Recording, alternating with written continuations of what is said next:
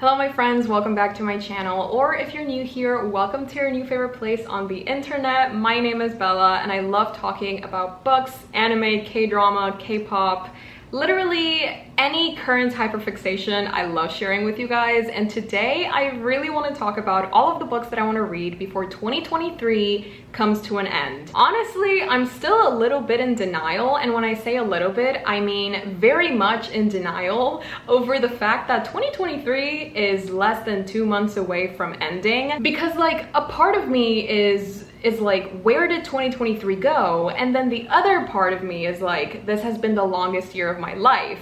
So it's a very interesting, silly, goofy balance that I have. But yes, in the time that we have left of 2023, I want to do my absolute best and read these 14 books that I have on my end of the year TBR. I don't think I'm being ambitious. I don't think I'm overestimating my reading prowess, because I really think I can do this. We have a little bit of everything, I would like to think. We have manga, we have 2 classics, actually 3, oh my god. Okay, we have classics, we have literary fiction, and we also have adult contemporary. So, you know, it's just a mixture of incredible genres of books that I'm hoping to really love. This is like an overview of what the rest of my 2023 is going to look like. I thought it would be fun to start with the manga because you do basically already know what's going to be in here if you've been watching my last couple of videos.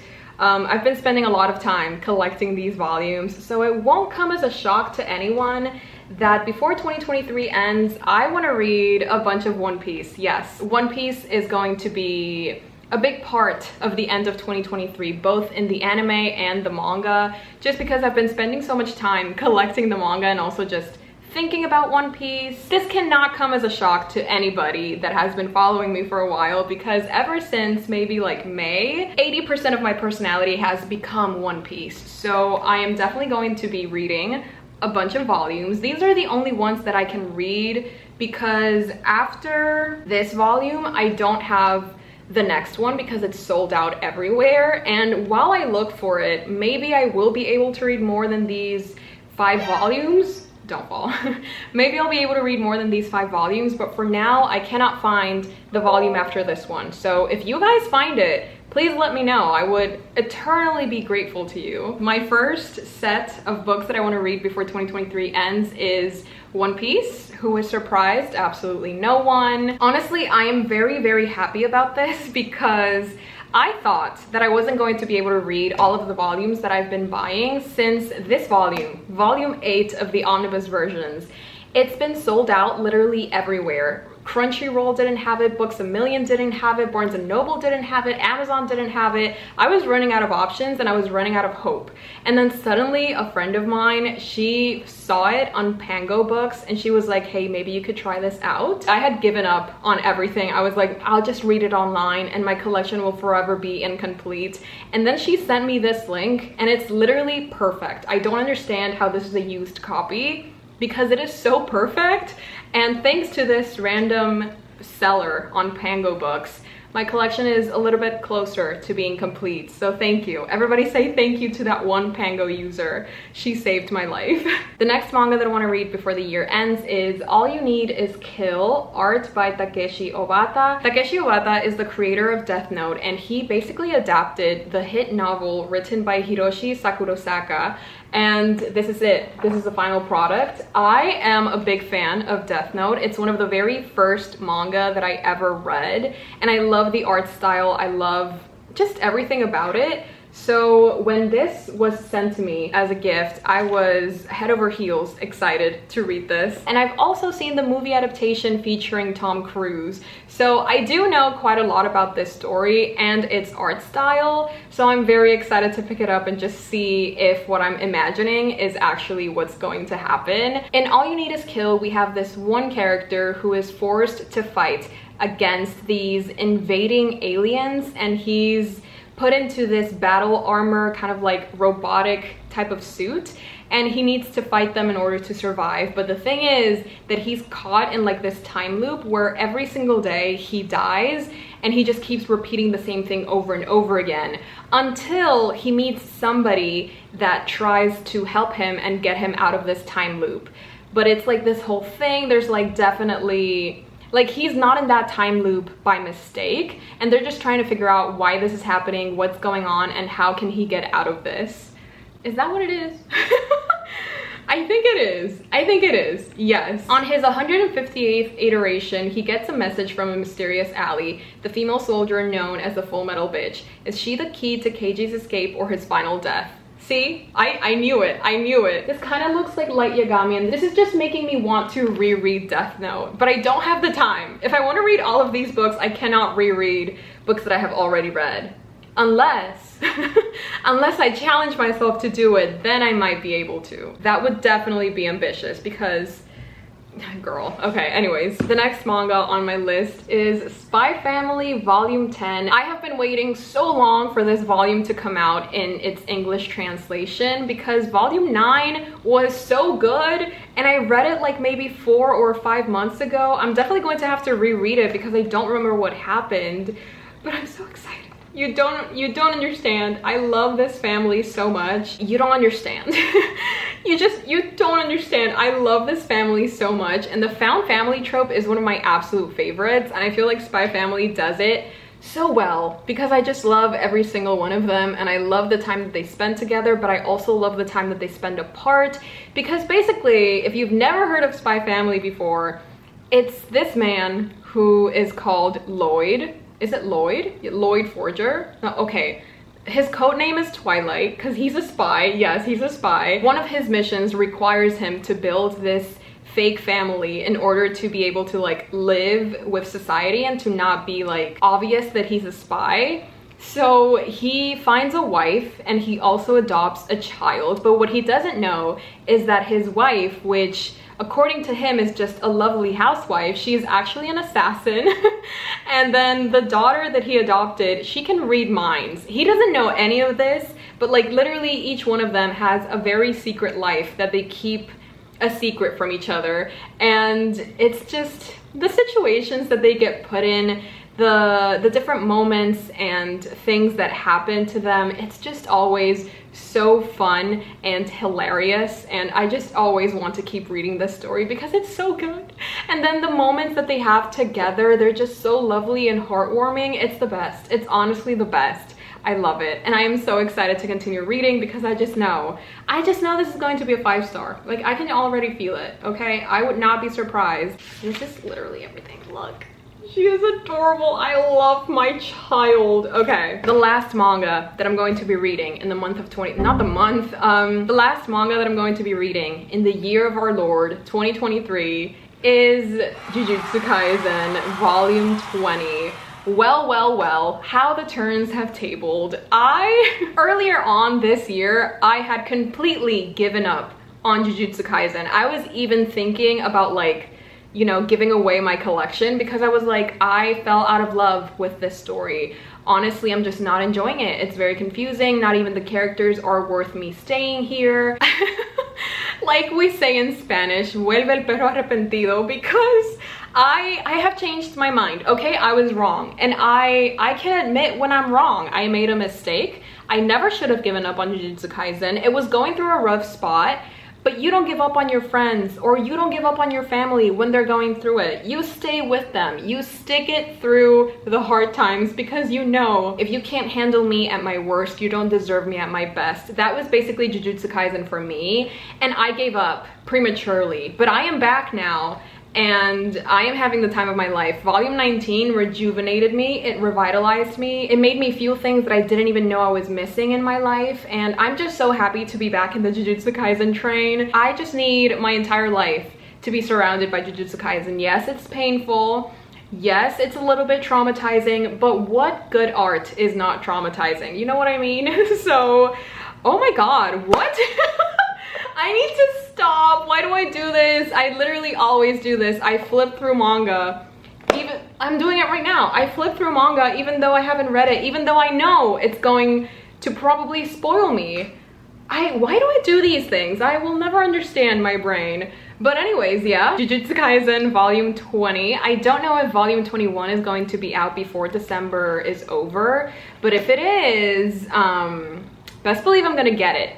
So there we go. Jujutsu Kaisen. Stunning, beautiful, fantastic. Let's move on to classics because I'm actually a little bit scared. This is one that I absolutely have to read because I've been saying that I'm going to read it before 2023 even started. So if I don't read it, it would basically be as if I were breaking a promise to you guys, and I don't think I could live with myself if I did that. So I definitely have to make my way through Virginia Woolf's Mrs. Dalloway. I have read 2 other Virginia Woolf, actually 3. I have read 3 other Virginia Woolf books and I have enjoyed them. Yes, I have. Why did I say it like that? Like, I read To the Lighthouse, but I read it years ago before I even understood who Virginia Woolf was. I just picked it up because it was in my house and I was like trying to read a book that I didn't own. Like, it was my mom's copy. I read it, I didn't understand it. I was like, this is so boring, this is so confusing. It wasn't a good experience because I didn't really know what I was getting into. But then earlier this year, or I think it was last year, I read The Waves. It was such an interesting reading experience because it's not like it's a favorite book, but it's such an introspective book and it made me think a lot and it made me realize a lot of things. And it was the first true experience that I had reading Virginia Woolf. And after that one, I read A Room of One's Own. I don't know, I just really enjoy the way that Virginia Woolf thinks, and I really enjoy the way that her stories are basically character-based and they all take place inside the characters' minds. There's not a lot going on the outside, and I think it's going to be the same with Mrs. Dalloway because this all takes place in a single day. It's basically one day in the life of Mrs. Dalloway. It's a daily vlog, basically. I think the only reason that I keep saying that I'm going to read this and then I never do is because you have to be in a very specific mood to read Virginia Woolf, in my opinion, because if I pick this up when I'm looking for an action-packed, very plot-driven type of story, I am not going to appreciate what Virginia Woolf did with this book. So I'm just waiting for a time when I'm feeling reflective, when I just want to spend time with my thoughts, or I never want to do that. When I'm looking for a slow-paced reading experience that's going to get me thinking a lot, it's going to get me using my brain a lot, and I still haven't felt that way for the entirety of 2023. I am hoping that in December I will feel that way, so fingers crossed. Send me your best Virginia Woolf vibes if you can, because I obviously need them. And it's not even that long. If I really put my mind to it, I can definitely read this. It has less than 200 pages, 194 pages to be exact. So I can definitely read this in maybe like 4 or 5 days. I just really, like, I need to be very proactive about this. I need to be like, yes, I'm going to sit down and read Virginia Woolf. And that just hasn't happened because I've just put other books as a priority. But this, it needs to happen. So please call me out if you don't see me reading Mrs. Dalloway before the end of December. The next classic is written by Charles Dickens, and it's A Christmas Carol and Other Christmas Writings. I got this at the beginning of 2023, and I specifically left it unread until the end because I really want to read this in December. That's like, you can't read, like you can, but it won't hit the same. You can't read Christmas stories if you're not in Christmas. My brain only allows me to read holiday-based stories during said holiday. Like, I wouldn't be able to read this during Halloween. I wouldn't be able to read this during summer. It can't happen. It just doesn't make sense up here. So yes, this was an intentional book that I left for the end of December, and I'm very, very excited because this is literally the only Christmas book that I own. And I do have Dash and Lily's Book of Dares, so I could reread that one and then rewatch the Netflix show. That sounds like a vibe. Honestly, like, now that I said it, I'm like, damn, that sounds really fun. So there we go. Charles Dickens, A Christmas Carol and Other Christmas Writings. And I have read A Christmas Carol. I read it last December actually with my Patreons, and I have a whole vlog about it as well. But I'm excited to read his other Christmas writings because I haven't really heard anything about his other Christmas writings apart from A Christmas Carol, so I don't really know what's in store for me, but I'm excited. I'm very excited. The last classic that I have on this list is The Tenant of Wildfell Hall, written by Anne Bronte. This is my very first Anne Bronte novel, and this is the only Bronte's sister that I haven't read a book from, so I'm very excited to see what her writing style is going to be like. Charlotte Bronte wrote one of my all-time favorite classics, which is Jane Eyre. Emily Bronte wrote one of the classics that I think is criminally overrated. Yes, that is all I'm going to say about that, because I know it's a very beloved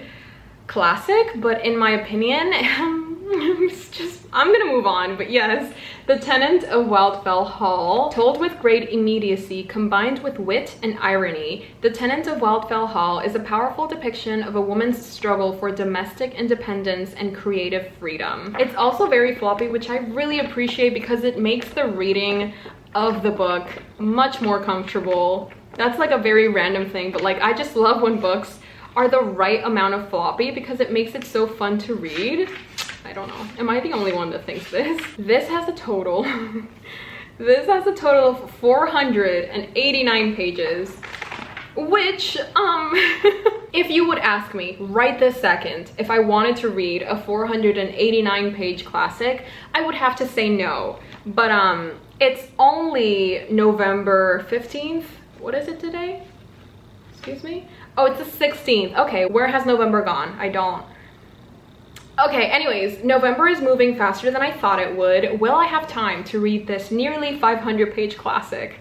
Honestly, this is not the time to question myself, okay? I can do this off camera, but I need you guys to believe that I'm more confident than I actually am, because you know what? No, I cannot pretend. I am not confident. I started this video saying that I was, but I think I was lying to myself, and I think the lies are catching up to me because now I'm seeing like this huge stack of books, and like now I'm seeing the date, and it's like, baby girl, I don't think this is possible. This is a terrible time to have this realization, but anyways, we have 3 more books to go, so let's just see. Next up, I really want to read the Iliac Crest, written by Rivera. Why was I gonna say it in English? I'm so sorry. Rivera Garza. Oh my god, I was gonna say Rivera Garza. Sorry, the American came out of me. I'm not even American.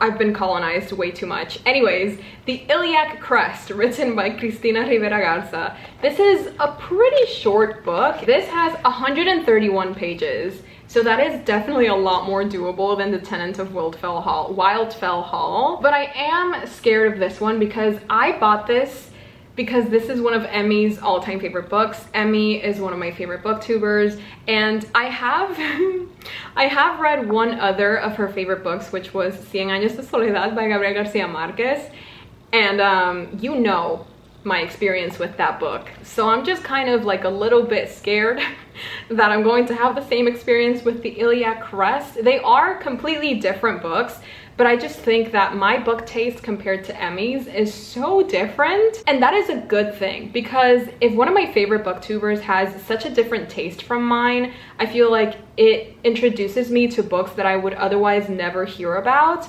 But it also has the consequence of some of those books sometimes not agreeing with me, as in, you know, El Caso de Cien Años de Soledad. But anyways, I really want to try my best to read the Iliac Crest before 2023 is over, because I've been saying that I'm going to read this book for like over 2 years now. That's just not right, babes. It's really not. So I have to get my act together. I need to put my head in the game. I need to read the Iliac Crest before 2023 is over. Otherwise, feel free to unsubscribe.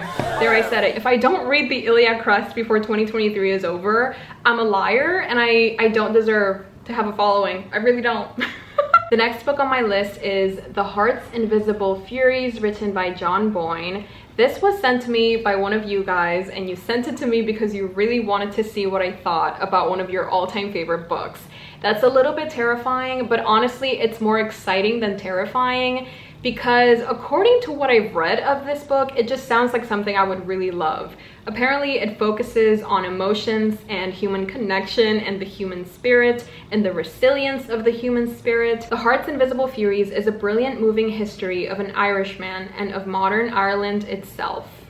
I mean, I've never read a book set in Ireland or that even mentions Ireland, I'm pretty sure. So this is going to be a first for me. And I'm really excited because I also promised this one friend that sent this book to me that I would read it in November. So I have to keep my promise, okay? Like this needs to happen, and it will. It will. I have even tapped like goals that I can reach, maybe not daily because I think it's like every 100 pages. Yeah, I'm not gonna read 100 pages every single day, but it's like sort of markers for each 100 page so that I can feel inspired to reach them. I also have a tab at the end so that I can know how far away I am from the ending, which is in page 580. So yeah, I definitely have my work cut out for me, but I'm excited. I'm excited, and hopefully this doesn't backfire because this pile just keeps growing and growing, and I'm afraid. I think it's time to be scared, just a tiny bit. The last book that I want to try and read before 2023 comes to an end is Remarkably Bright Creatures, written by Shelby Van Pelt. Initially, I read the first couple of chapters during May, but I never got around to finishing it just because I don't know, I started picking up other books and I kind of forgot about this one, which I'm very sorry about, but I definitely want to keep reading it because the few chapters that I read, I actually really enjoyed.